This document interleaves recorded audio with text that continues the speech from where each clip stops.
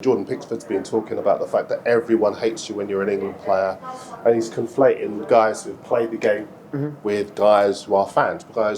And there's nothing to say that fans and ex-players don't or can't have a legitimate opinion. But where do we stand on Jordan Pickford? Well, first of all, we'll go with the ex-player. Where do we stand on what Jordan Pickford said? Everyone hates you when you're an England player. Is that true? I mean, you're in the spotlight when you're an England player, like, because you're playing for one of the biggest nations in the world. So he's going to be under pressure, a lot of pressure. And the fact that he's a goalkeeper obviously adds to that, because any time a goalkeeper makes a mistake, more often than not ends up in a goal. Whereas a striker make a mistake, half the time people don't even notice it. But hang on, you're in the spotlight if you're a footballer, full stop. Yeah. Particularly now. Mm-hmm.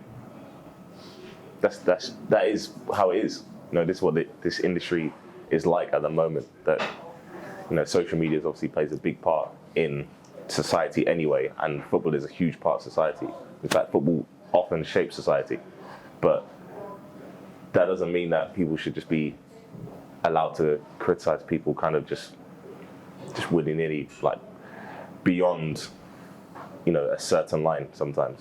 See, I have a problem with this in so much as Jordan Pickford made a mistake that cost his team a goal. Mm-hmm. Yeah. To criticise him for that is legitimate. Mm-hmm.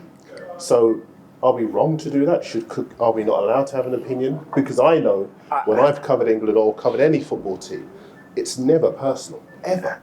I think that's where the line's just got to be drawn, because we are still the media, so we still do have to be the voice of the people.